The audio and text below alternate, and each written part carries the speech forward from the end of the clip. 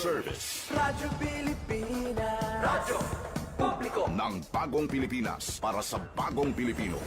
Naghahatid ng mahahalagang balita at impormasyon na guugnay ng pamahalaan sa sambayanan.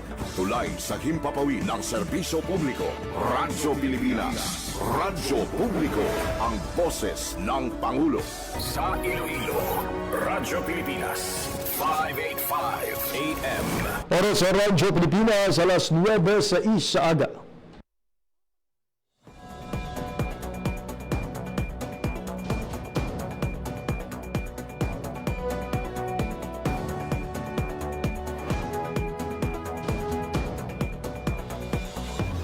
Sa Western Visayas, Panay Island, na tinamaan itong island-wide blackout. Ang pagsulod mo gate sa Maasim Watershed. Pinaka-purpose nila ini para sa operation nato. We have that in collaboration with the Department of I am Health. again standing up. Mapigtahan ang ila freedom of expression. Sa Office of Civil Defense naman po. Balita, issue, kag iban pa. Diri sa Radyo Pilipinas. Radyo Publiko.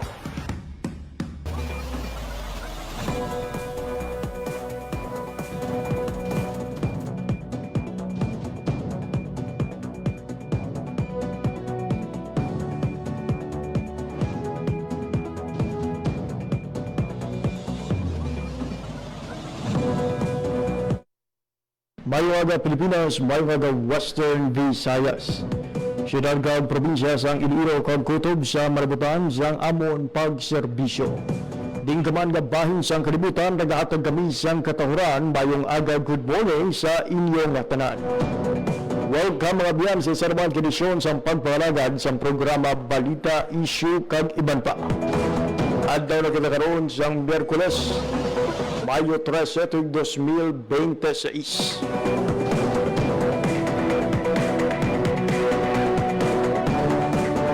Ini mga biyan ang ikaduha sa apatanan ka Miyerkules karon nga bulan sang Mayo tuig 2026. Sa kinaandan, mangingaw po ninyo tub-tub alas 9:55 subong aga. Ako ang inyong alagad, JP Herbas. Sa atong mga sukitag palamati all over Western Visayas, mga kauturan naton sa probinsya sa Aklan, Antique, Capiz, Guimaras kag Iloilo. Sumuman sa aton nga mga abyan gikan sa Negros Occidental, maayad-ayad nga aga sa inyong tanan. Gidataman sa isa kabad ayad nga agang tanan ng mga overseas Filipino workers and Filipinos living abroad nga nagaupod sa aton nga pagpangalagad pinaagi online.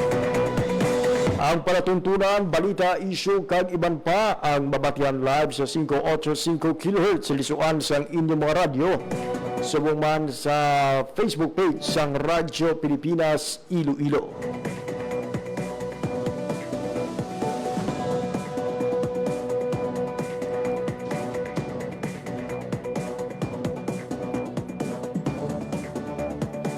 Mabiyan sa aton nga pagpakalagad sa mga aga, istoryahan naton ang tuhoy sa nanging dalagan sa mga presyo sa mga balaklon sa Western Visayas sa nagligad nga bulan sang Abril.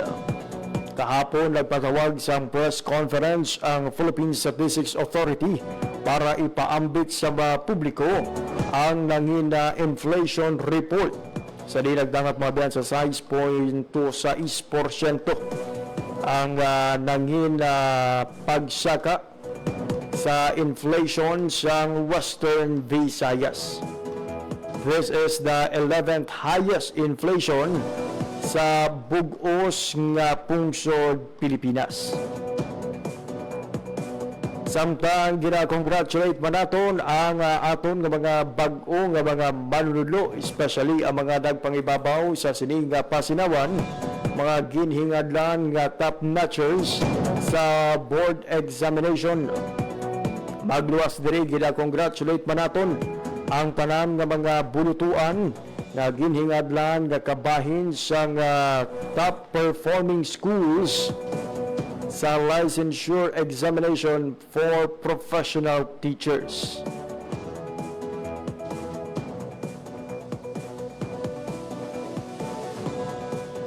Pero antes kita magpatpat sang aton sining balita mga biyan, magkuha kita anay sang latest update sa lakat sang panahon. Ibalo naton with Pag-asa Iloilo ang mangin panyempo sa mga adlaw sang Miyerkules kag ang posible mangin panyempo sa adlaw sang Huwebes kag Biyernes. Ibaloon man naton mga biyan ang forecasted maximum heat index sa mga adlaw sang Miyerkules and actual highest heat index nga na-record kahapon adlaw sang Martes.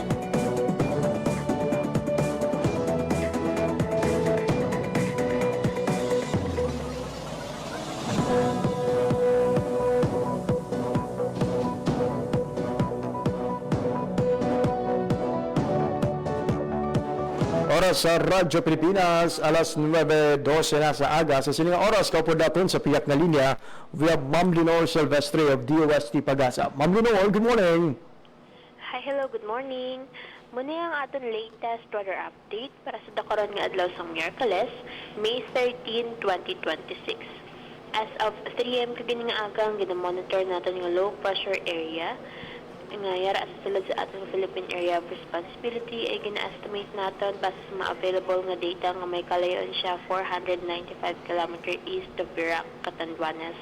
Ang ini nga LPA ay unlikely naman ni nga mga redevelop into tropical depression o kon bagyo. Kag possible naman ni nga magalusa in the next coming days. Dili naman sa Western Visayas, generally fair weather kita, pero wala man natin ganadula ang mga posibilidad sa mga isolated na mga pag-ulan pangalat ng panaguob tuga sa mga localized thunderstorms. Mahina, tugtog makasarangan naman ang hangin natin ng maghahalin sa direksyon northwest to north na madalas ang makanay tugtog makasara ng pagbalod ng aton kadagatan. Forecast temperature natin generally nasa 25 to 36 degrees Celsius. Ang adlaw na butla kaginang alas 5:28 sa kaginang aga kag magatunod ini alas 6:04 karon sa hapon.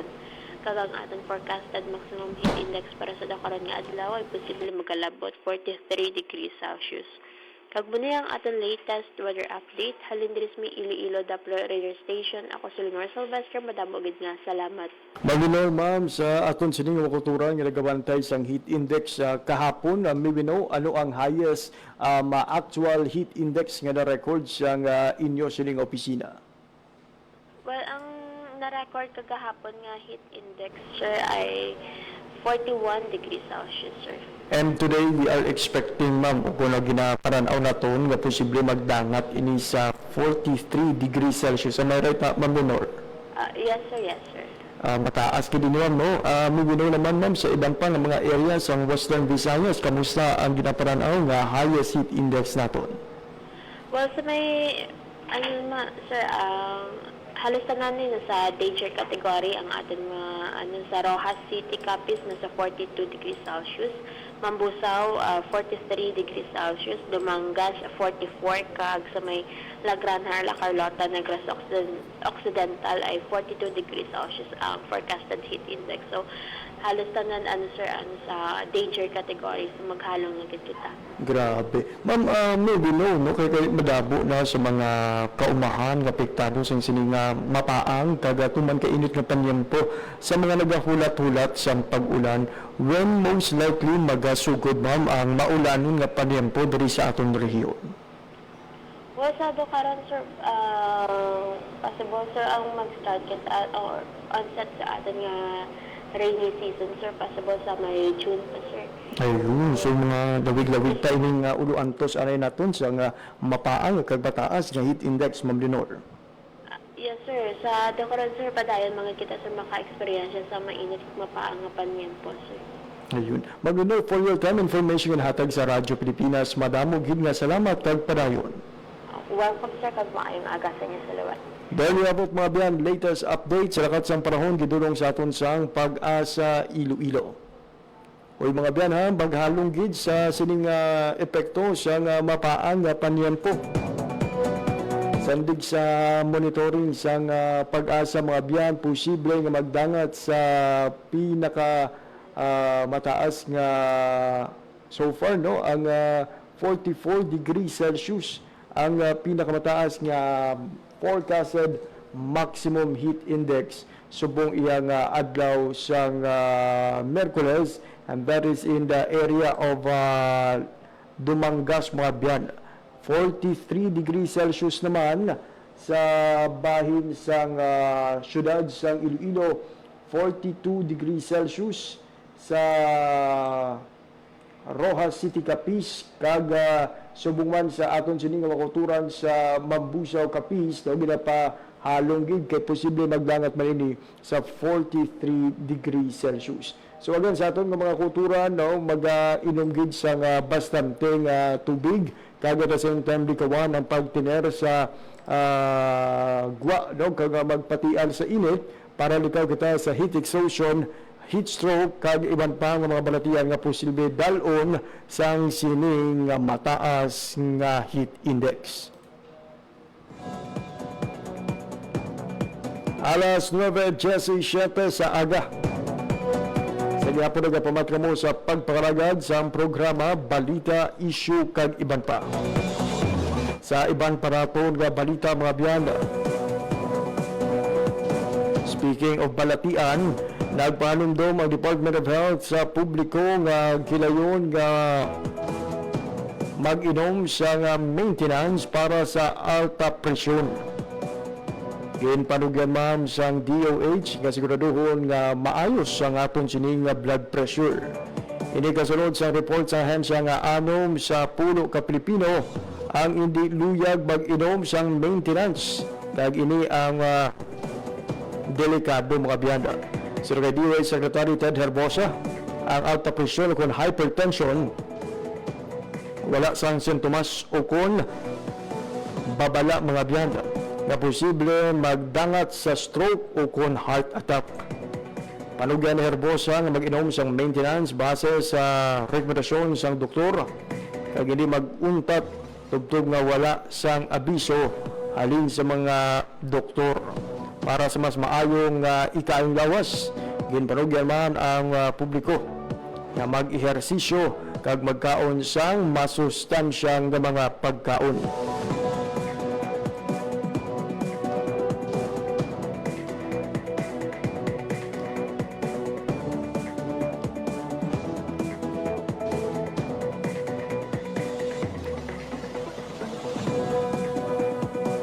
Samtang sa iban pagid naton nga balita, sa balita nasyonal, padayon ang pagpalabot sa Department of Social Welfare and Development sa bulig para sa mga apektado sa mayon. Nabalay mga biyang makapila ka beses nga nag-alboroto ang Bulkan Mayon, displacing sang 1,000 ka pamilya sa Albay. Kabilang sabat sa mga concerns sang mga pumuluyo, ang Department of Social Welfare and Development ang gilayon nga nagparagtag sa naunay-tuhay nga bulig kaangay sang family food packs, sleeping hygiene kag iban pagid nga mga kits, kag pila ka mga financial assistance agud mabuligan ang mga apektado nga pamilya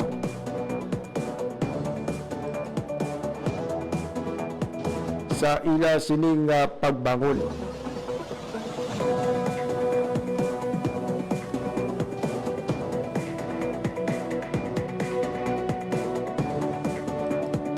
Agluwas sa mga apektado sa pag-alboroto sa Bulkan Mayon. Padayon man ang pagpanagtag sa Department of Social Welfare and Development kung DSWD sa bulig para sa mga kauturan naton sa idalom sang transport sector. Ang aton DSWD ang nagparagtag sa cash relief assistance sa mga tricycle kag public utility jeepney drivers, kag nagdugang pagid sa listahan sa mga nagkabenepisyo, mga biyanda. ang mga TNVS driver.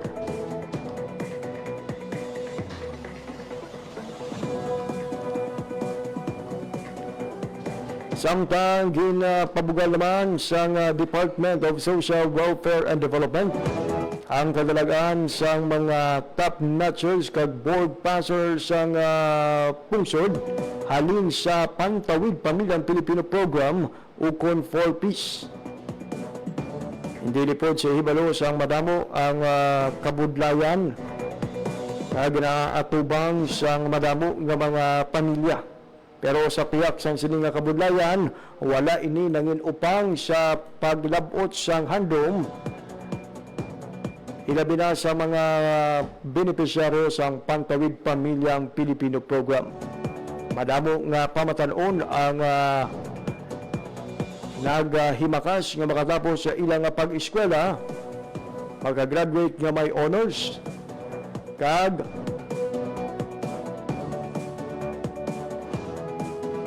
magkatapos sa ila sining nga mga examination with flying colors.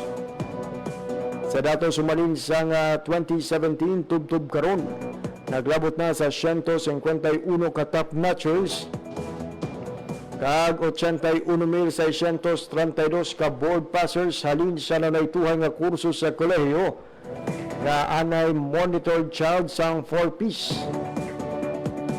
Pinapakita sini ang ginatingob nga suporta sa gobyerno kag dedikasyon sa mga benepisyaryo.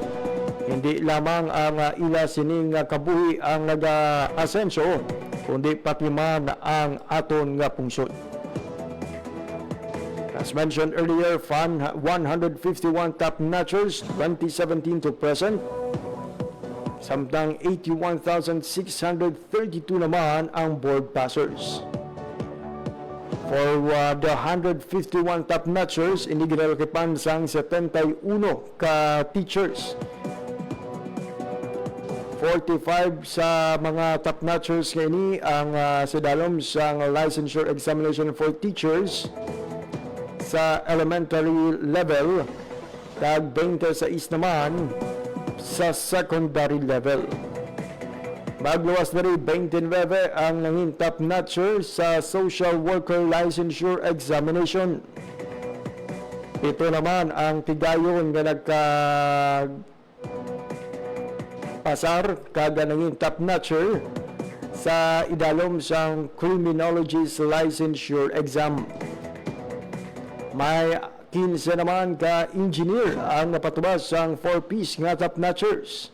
4 sa mga ini ang civil engineer, 1 ka mining engineer, 1 ka electrical engineer, kada 1 ka geodetic engineer.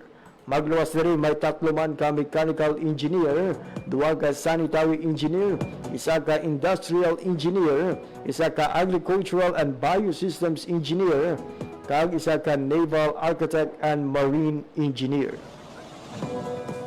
Samtang siyam naman ang agriculture professional top-notchers halin sa Pantawid Pamilyang Pilipino Program. 2 sa mga ini ang nakapasar sa nagpangibabaw sa agriculturist licensure examination, 4 ang nagpangibabaw sa forester licensure examination, tag 3 sa ila ang nagpangibabaw naman sa fisheries technologies licensure examination.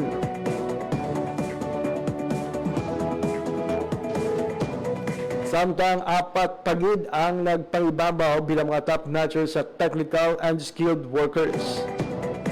Mga bihasang manggagawang pundasyon ng kahusayan sa pagpapatibay ng mga industriya. Isa diri ang nagpangibabaw kagunangin top-notcher sa Registered Master Electricians, 2 sa Electronics Technician Licensure Examination, kag 1 sa Customs Broker Licensure Examination. Magluwas diri 10 isayas pagid ka mga top-notcher sa Health Professional category ang na-produce ang Department of Social Welfare and Development sa ilalom sang Pantawid Pamilyang Pilipino Program. Walo diri ang tigayon nga naging top notcher sa Philippine Nursing Licensure Examination, 3 sa Midwifery Licensure Examination, 1 sa Pharmacist Licensure Exam, 3 sa Psychometrician Licensure Examination, kag 1 sa Respiratory Therapist Licensure Exam. So again, congratulations gida sa 151 ka top notchers sa Pantawid Pamilyang Pilipino program recorded since 2017 up to the present. Ining mga numero 151 top notchers and more than 81,000 ka board passers nagapakita mga abyan sa kung ano ka epektibo kag ano ka mapuslanon ang programa sa gobyerno, especially sa pagbulig sa gobyerno agod nga ang kada pamilyang Pilipino magkapatubas ang professional na magabulig man sa pagbatak sang ila pamilya sa kapigaduhon. Didipod sa aton nga ihibalo nga madamo sa mga kritiko, madamo sa mga nagasuya sa kaepektibo sa Pantawid Pamilyang Pilipino program bangod man sa mga ginaobra sang iban na sa baylo nga panuto, sa baylo nga maghimakas, o naobra pa iya nga magsugal o kung magbisyo bangod sa nagakabaton nga ayuda sang gobyerno. And here we are telling you the other side of the picture. Nasa aton nga pagbinuligay sa kada buwis nga aton ginahatag, madamo sang mga kabataan na ang tigayon nga nakatapos sa ila pag-eskwela, tigayon nga nakapasar sa board examination, kag 151 pa sa ila tigayon nga nagpangibabaw sa ila board examination.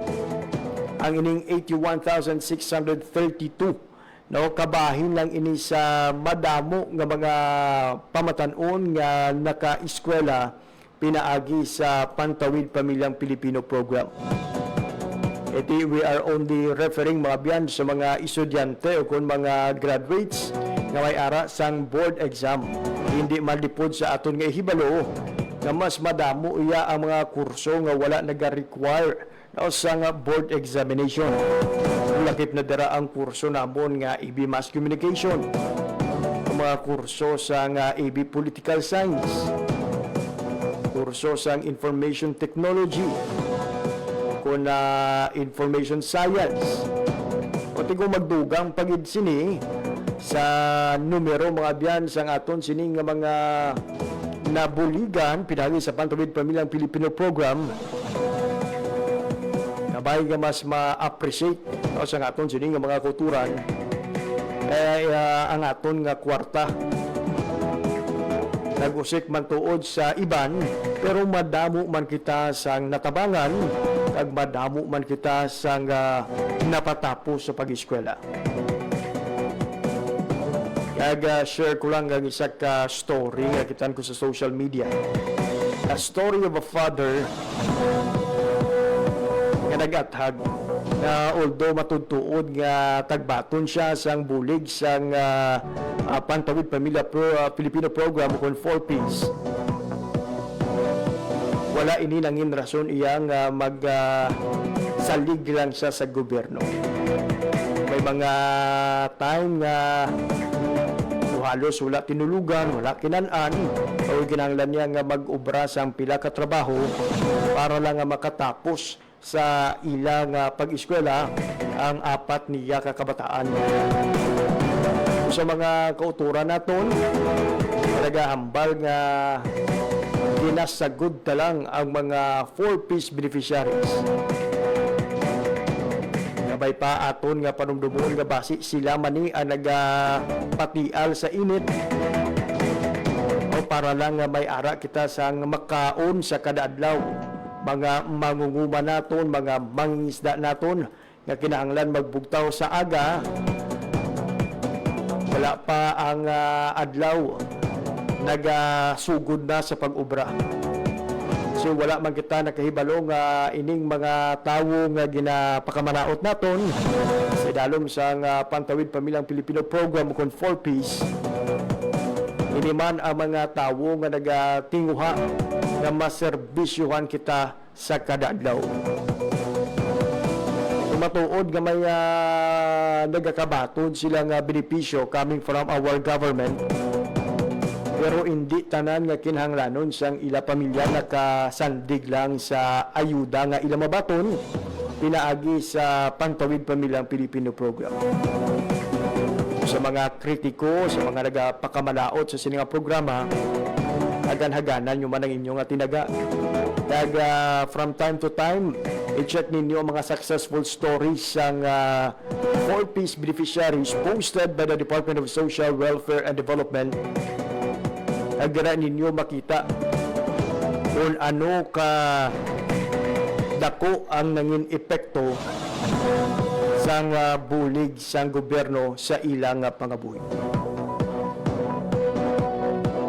Alas 9:32 sa aga.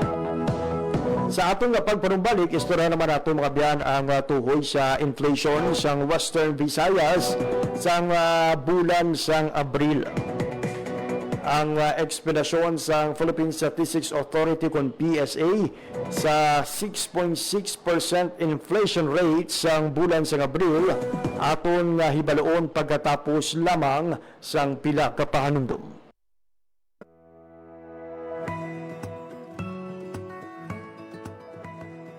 Sa isang bagong Pilipinas, hindi dapat makambang pamilyang Pilipino sa mga bayarin sa ospital. Kaya naman sa Zero Billing Policy, libre ang inyong paggamot sa lahat ng mga Department of Health hospitals. Mapa-inpatient, outpatient,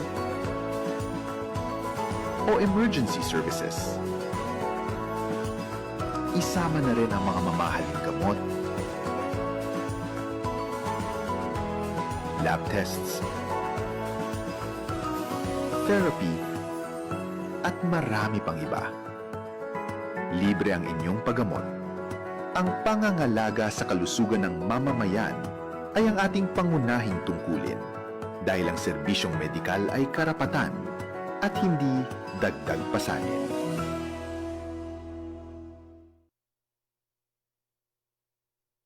Maging fuel efficient sa wastong pressure ng gulong at pag-set ng thermostat ng aircon sa katamtaman o hindi bababa sa 22 degrees Celsius. May savings ka na aabot sa 5%. This is a public service announcement from the Department of Energy and this station. Chong, pasipol-sipol, mga manong sa labas.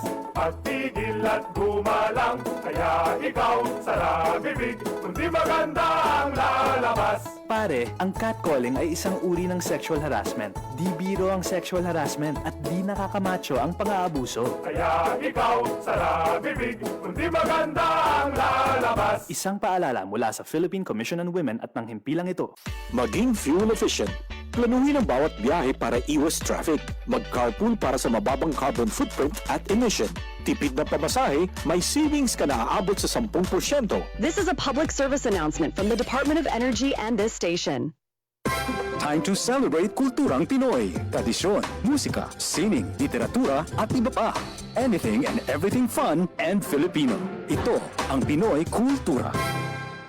Famously known as the lead female character in the epic 19th century narrative of Jose Rizal's Noli Me Tangere, ang Maria Clara ay isang traditional dress na ginagamit ng mga Filipina. Touch Me Not may not just be the title translation of Jose Rizal's book. Pwede rin yan ang sinasabi niya sa kanyang pananamit, since the dress covers almost all of her person. It surely does. Ang Maria Clara ay may 4 na bahagi. The saya, which is a long dress, the tapis, which is a knee-long skirt, the camisa, which is a colorless camise, and the panuelo, which is a stiff scarf. Paano kaya na pinatigas yung scarves na di siya nabaluktot sa hangin? Sa pagplansya yan, gumagamit ata sila ng starch para nakatindig yung scarf all day long. And although the design of the Maria Clara has transformed through the years, in the 20th century, ang Maria Clara ay nag-evolve na to a terno. Terno, now that's what we mostly hear these days. That's the dress most, if not all, Miss Universe Philippines title holders wear during the nightgown segment in the global pageant. Good evening, my name is Flora Diaz, and I'm from Manila. Miss Philippines! Those butterfly sleeves are really a fashion statement the whole fashion world can't help mention and admire. Exactly. Pinapasikat nila yung humble pinya cloth natin, which is what most ternos are made of. And with the ever-changing times, mixed with silk and ibang materials na rin, giving the terno a modern twist na sumasama sa changing standards in fashion today. Although the Maria Clara style has changed through the years, yung imahe of the classic Maria Clara can still be seen in every terno produced. Ang trahedya naman, if you've read Noli Me Tangere, which I assume we all have had in high school, unless you were so zoned out, Maria Clara and Crisostomo Ibarra don't end up together. But that's for another kultura. It sure is. Now that's a quick look at kultura because our culture is cool. Yan ang Pinoy Kultura because our culture is cool. Maging fuel efficient so regular na preventive maintenance, malinis na air filter, fuel injectors at engine oil, may savings ka na aabot sa 2%. This is a public service announcement from the Department of Energy and this station. Oras sa Radyo Pilipinas, Philippine Standard Time, last 9:37 na sa aga sa gihapon nagapamatika po sa pagpangalagad sa programa Balita, Issue, Kagiban pa. Babiang kahapon nga daw ang Philippine Statistics Authority kung PSA Western Visayas nagpatawag sa press conference para ibuyag kung ipambit sa publiko ang ila sining inflation report. Dagdangat mabayan sa 6.6% ang na-record nga headline inflation sa nagligad iya nga bulan sa Abril. Ang aton nga inflation report mga biyan kung inflation rate amo ang pinaka 11 sa pinakamataas nga highest inflation sa bugos nga Pilipinas. The lowest mga biyan ang na-record sa Negros Island region. Ang rason sa sining mataas nga inflation yari pamatian nato mga biyan ang paatag ni Director Nilida Amular, ang pinuno sang PSA Western Visayas. Ang inflation rate sa nagligad nga bulan sa Marso 2026 ang nag-record sa 3.5% kag 1.8% naman sa April of 2025. Ang year-to-date token average inflation halin sa Enero 2026 at sa Abril 2026 ang nag-record sa 3.8% inflation rate. Ang mayor nga rason sa pagtaas ng regional inflation sa Abril 2026 kumpara sa Marso 2026 amo ang pagsaka sang presyo sang food and non-alcoholic beverages commodity group na may 4.9% inflation rate halin sa 1.6% sang nagligad nga bulan. Kini ang may 48.6% share sa pagsaka sang overall inflation sa Western Visayas. Ang nagtulod sa mas mataas na inflation para sa food and non-alcoholic beverages, subong Abril 2026, amo ang pagsaka sang presyo sang bugas na may 9.8% inflation rate halin sa pagnubo sini sadtong Marso nga may negative 4.9% inflation rate. Nagkapangaduwa ang rason sa pagtaas ng regional inflation sa Abril 2026 kumpara sa Marso 2026, amo ang transport commodity group na may inflation rate na 21.7% halin sa 11.1% inflation rate ng Marso 2026. Kag may share nga 32.3% sa pagtaas ng headline inflation. Ang mga mayor na nag-contribute sa inflation rate ng transport, amo ang gasolina nga may 53.4% inflation rate sa Abril 2026 halin sa 21.3%. Kag ang diesel nga may inflation rate nga 115% halin sa 53.1% sa nagligad na Marso 2026. Nakaamot man sa pagtaas ng regional inflation sa Abril 2026, amo ang pagsaka sang presyo sa housing, water, electricity, gas, and other fuels. Commodity group na may inflation rate nga 3.3% talin sa 1.0% sang nagligad nga bulan na may share nga 14.8% pagsaka sa overall inflation. Ang mayor nga nag-contribute sa inflation rate sa housing, water, electricity, gas, and other fuels, amo ang gas katulad ng LPG na may 39.5% inflation rate sa Abril 2026 halin sa 1.3%. Kag ang electricity nga may inflation rate nga 3.4% halin sa negative 0.3% sa nagligad na Marso 2026.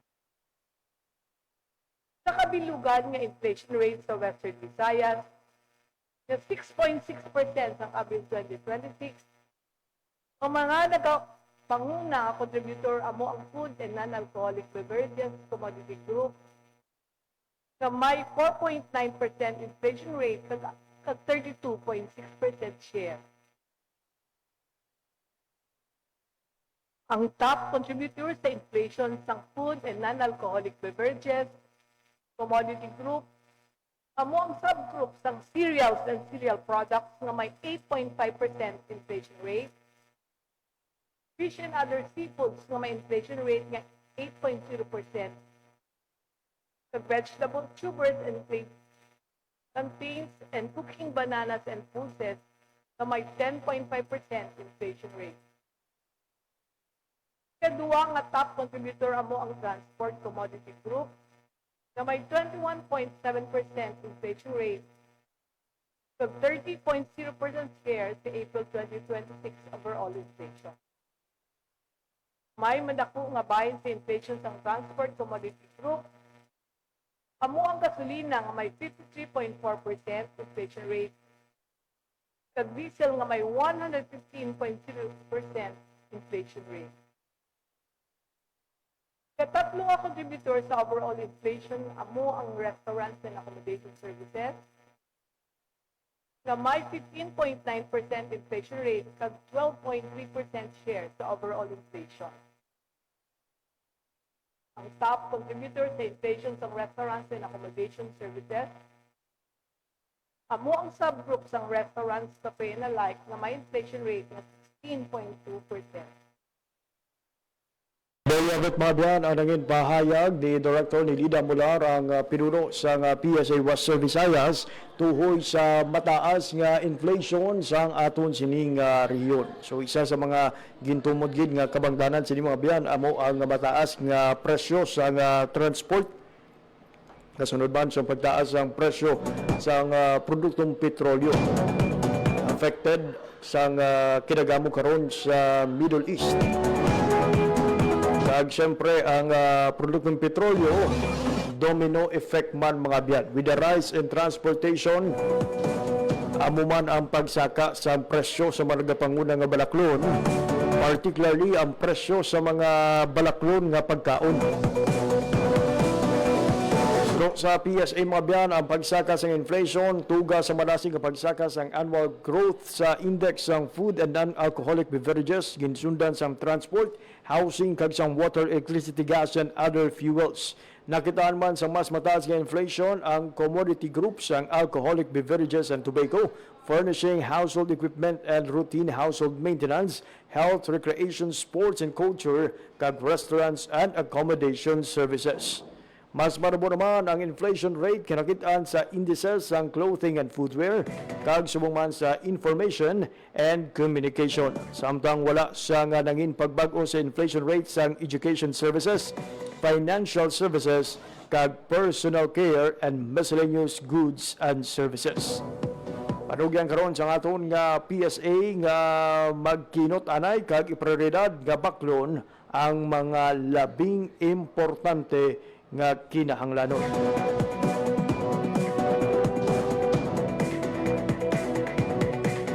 Alas 9:45 sa aga. Sa iban pa naton nga balita, temporaryo nga ginadubilian sa Department of Agriculture ang pag-import sa mga sapat kag produkto halin sa Greece nga posible magdala sa foot and mouth disease. Sadig sa Department Circular Number 20 nga ginpagawa ni Agriculture Secretary Francisco Chiu Laurel Jr. Gilayon nga ginadumilian ang pag-import sa mga FMD susceptible animals lakip na ang ilang mga byproducts. Ini matapos makumpirma ang kaso sa nasambit nga balatian sa mga ginasagod nga karnero sa Greece sa adtong Abril 6. Sakop sa import ban mga biyan ang buhi nga baboy, baka, untreated milk kag skeletal muscle meat. Ginsuspendiman sang DA ang pagpagawa sang sanitary kag phytosanitary import clearance kag naghugot sang inspeksyon sa tanan nga ports of entry. Sunod kay Chu Laurel, katuyuan sang sining atika nga maprotektahan ang livestock industry, masiguro ang food security kag mapabilin ang kaluwasan sang publiko batok sa paglapta sang balatian. Sa iban panaton nga balita mga biyan, ginkomisyon nga mag-obra sang ballpoint pen nga gamiton para sa 48 ASEAN Summit ang Banwa Pens ni Nonoy Vallejo sang Iloilo City. Una nga napalupangdan sang ASEAN National Organizing Council ang Banwa Pens pinaagi sa likha nga isa ka proyekto ni First Lady Luisa Araneta Marcos nga nagtipon sa mga artisan sa Pilipinas agud i-highlight ang Filipino craftsmanship kag local enterprise. Ang lawas sa mga ballpens sang Banwa Pens ang human sa sungay sang Carabao, samtang human naman sa kahoy sang Madre de Cacao ang Taclob City. Ang kada produkto sang Banwa Pens nagapakita sang precision, pasensya kag pagkaabilidad sa mga kamot sang Pilipino. Ang pagdala sang obra maestra sang Iloilo sa ASEAN Summit nagpanumdom nga ang craftsmanship sa mga Pilipino hindi lamang panglokal kundi nagakaangay nga ipadayaw sa bugos nga Southeast Asian region. Alas 9:48 na sa aga. Agay gina-congratulate naton ang mga bag-o nga mga manunudlo or professional teachers ang aton sining pungsod. Isang West Visayas State University WVSU La Paz sa Universidad sa Pungsod nga ginhingad lang nga rank 1 sa March 2026 licensure examination for professional teachers secondary level nga may 1,299 ka examinees kag at least 90% passing percentage. Sa datos sang PRC, tanan nga 171 ka examinees sang bulutuan ang nakapasar. Rank 1 man ang Philippine Normal University Mindanao kag Philippine Normal University North Luzon. Samtang lakip man sa top performing schools ang University of Iloilo nga rank number 6 nga nakakuha naman sang 95.80% nga rating. Samtang nag-ubra naman sang isa ka maragtas ang graduate sa Northern Iloilo State University Niso Concepcion Campus. Si Gerald Loyola nga naghalin sa barangay Tambalisa, Concepcion, ang isa sa rank 10 sa March 2026 licensure examination for professional teachers elementary level matapos nga makaangkon ang 92.80% nga general average. Siya ang labing unang board top notcher sa nasambit iyang campus ang universidad. Suro sa Niso Concepcion ang naagom ni Loyola, hindi lamang isa ka personal nga kadalagan kundi isa man ka pamatuod sang pagkamaayo, pagpaninguha kag determinasyon sa mga masunod nga manunudlo halin sa ila institusyon. Nagalaw naman ang universidad nga ang maragtason nga kadalagan ni Loyola magserbe nga inspirasyon hindi lamang sa mga bumuluto kag manunudlo kundi pati na sa bugos nga komunidad. Ginpaydalom sa o kung gindayo naman sa mga netizen ang paghimakas ni Loyola sa biyak sa mga kabudlayan nga iya nga ginatubang.